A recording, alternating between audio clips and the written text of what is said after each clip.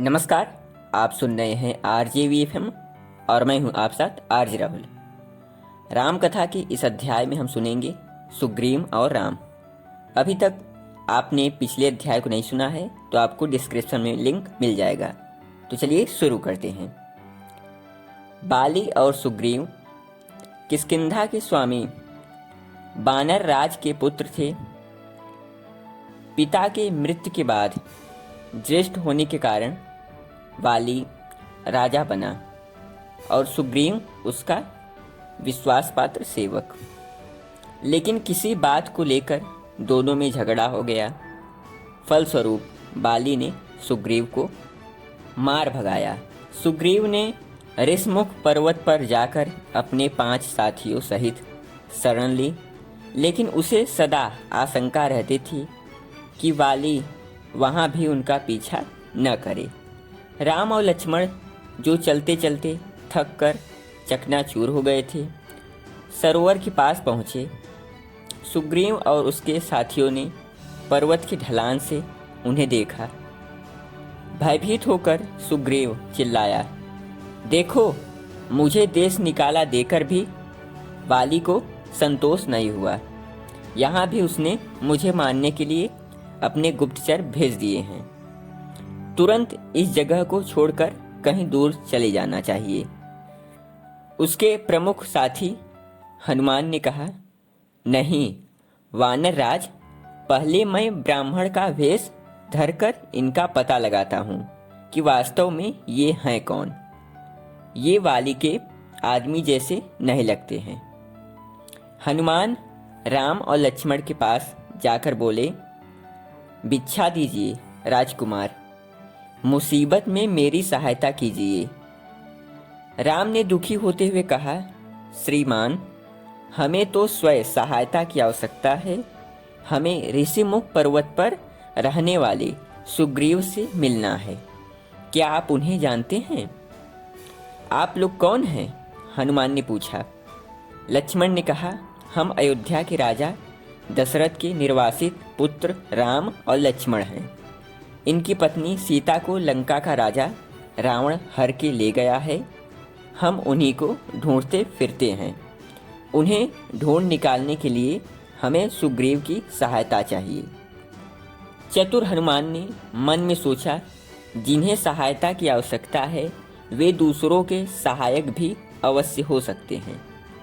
हनुमान ने उन्हें सुग्रीव के पास ले जाकर मिलाया। जब सुग्रीव ने उनकी दुख भरी कहानी सुनी तो उसे ध्यान आया और बोला, अरे हाँ, मुझे लगता है हमने रावण को सीता को ले जाते देखा था। सीता अपने आप को छुड़वाने की भरसक चेष्टा कर रही थी और उन्होंने हमें देखकर अपने कुछ आभूषण नीचे गिरा दिए थे। उनमें से कुछ हमारे पास हैं, शायद आप उन्हें पहचान सके। जब उसने वे आभूषण लाकर राम को दिखाए तो उन्हें पहचानकर राम विलाप करने लगे, हे सीते, मेरी प्राण प्रिया, जब तुम संकट में थी मैं तुम्हारी रक्षा न कर सका। धिक्कार है मुझे। सुग्रीव ने उन्हें सांत्वना देते हुए कहा, मित्र, दुखी मत हो। मैं रावण का सर्वनाश करके देवी सीता को वापस लाने में आपकी सहायता करूंगा। सुग्रीव ने फिर आप बीती सुनाई और वाली को हराकर उसे राजगद्दी वापस दिलाने में सहायता मांगी। राम ने विश्वास दिलाया कि वे उसकी सहायता अवश्य करेंगे। सुग्रीव को शंका बनी रही। उसने कहा, जितना आसान आप समझ रहे हैं, वाली को हराना उतना आसान काम नहीं है। वाली बहुत ही बलवान है। राम को हंसी आ गई। उन्होंने दुमदुभी राक्षसों को मारकर ठोकर से उसका शरीर दूर फेंककर अपनी शक्ति का प्रमाण दिया। उसके बाद उन्होंने केवल एक तीर से 7 साल वृक्षों को उखाड़ फेंका। सुग्रीव को उनकी शक्ति पर भरोसा हो गया। इसके बाद उन्होंने वाली को मारने की योजना बनाई। राम ने कहा, किष्किंधा का राजा कौन बनेगा, इसका फैसला तो आप दोनों युद्ध द्वारा ही कर सकते हैं। जो विजयी होगा वही राजा बन जाएगा। डर से सुग्रीव का मुंह मुरझा गया। वह हकलाते हुए बोला, लेकिन मैं सोचता था, आप जानते हैं कि युद्ध में मैं वाली को कभी नहीं हरा सकता। यदि मैं इतना बलवान होता तो यहाँ क्यों पड़ा होता? अच्छा, तो ऐसी बात है, राम ने कहा। लेकिन जब तुम्हारे प्राण संकट में होंगे मैं तुम्हारी सहायता करूँगा। डरते डरते सुग्रीव राजी हो गया। इसके बाद वे किष्किंधा गए और सबसे आगे सुग्रीव को भेजा। राम, लक्ष्मण और हनुमान पीछे पीछे गए, यह जानते हुए कि मेरी सहायता करने वाला मेरे साथ है। सुग्रीव का हौसला बहुत बढ़ गया। वह जोर से चिल्लाया, ओ वाली, यदि तुझमें साहस है तो बाहर निकल कर आ, देखते हैं द्वंद्व युद्ध में कौन जीतता है। इतना सुनते ही वाली सुग्रीव पर गरजता हुआ टूट पड़ा। अच्छा, तो तेरी ये हिम्मत कि मुझे युद्ध के लिए ललकार रहा है, देखता हूँ तुझमें कितना शक्ति है। वह सुग्रीव पर झपटा और दोनों एक दूसरे से भिड़ गए। शीघ्र ही ऐसा लगने लगा कि दोनों में से एक का काम तमाम होने वाला है। दोनों देखने में एक जैसे लगते थे, इसलिए राम को समझ में नहीं आया कि किसे तीर मारा जाए।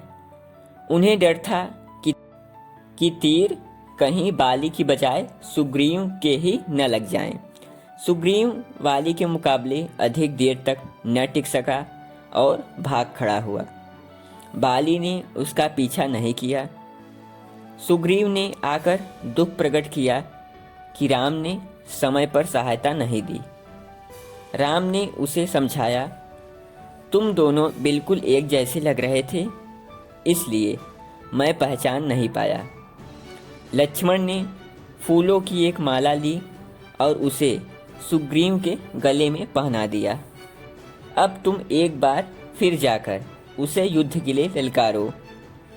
अब की बार हम तुम्हें पहचान लेंगे। बेचारा सुग्रीव अनमने भाव से दोबारा गया और बाली को युद्ध के लिए पुकारा।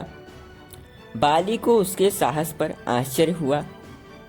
वह सुग्रीव पर झपटा और थोड़ी ही देर में उसे हराकर भागने लगा कि इतने में ही राम का तीर उसकी छाती में जा चुभा। बाली को राम से दुश्मनी होने के कारण बहुत पश्चाताप हुआ। उसने अपने पुत्र अंगद को राम के सुपुर्द किया और अंतिम विदा ली।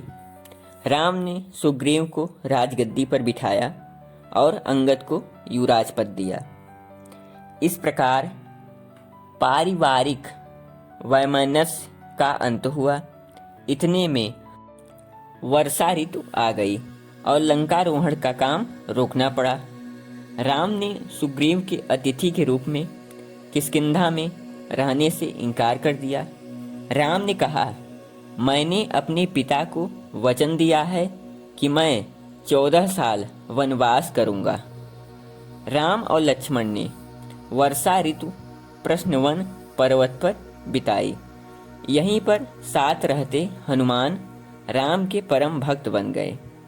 इस तरह समय व्यतीत होता गया और वर्षा ऋतु की समाप्ति होने आई। सीता की खोज के अपने वायदे को सुग्रीव लगभग भूल सा गया।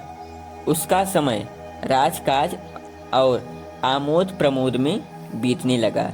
राम की चिंता बढ़ने लगी और वे बहुत दुखी रहने लगे। एक बार हनुमान सुग्रीव के पास जाकर बोले, क्या आपने राम को वचन नहीं दिया था कि सीता की खोज करेंगे?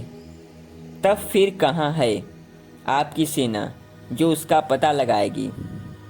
सेना एकत्रित करने के लिए आदेश दे दिए गए। वर्षा ऋतु समाप्त भी हो गई थी, लेकिन सुग्रीव का मन अब भी रंगीनियों में डूबा था। अंत में राम से न रहा गया और उन्होंने लक्ष्मण को सुग्रीव के पास भेजा। उन्होंने जाकर देखा कि सुग्रीव आमोद प्रमोद में व्यस्त है। लक्ष्मण ने उत्तेजित होते हुए उससे पूछा, तुम्हें अपना वचन पूरा करना है या नहीं? अथवा राम ने जैसे बाली का अंत किया, क्या तुम भी अपना वैसे ही अंत चाहते हो? सुग्रीव सन्न रह गया। उसने क्षमा मांगी और बताया कि सेना एकत्र करने के लिए आदेश दिए गए हैं और शीघ्र ही खोज शुरू कर दी जाएगी। सेना जब एकत्र हो गई तो सुग्रीव उसके साथ राम के पास गया। राम ने आदेश दिया कि सीता की खोज करने के लिए पहले अपने उत्तम दूत भेज दिए जाएं, उसके बाद सेना रवाना की जाए। सुग्रीव ने अंगद और हनुमान के नेतृत्व में एक छोटे से दल का चुनाव किया।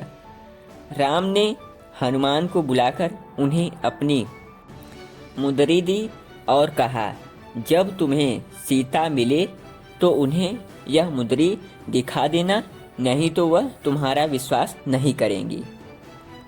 इस अध्याय में इतना ही। अगले अध्याय में हम सुनेंगे लंका विजय।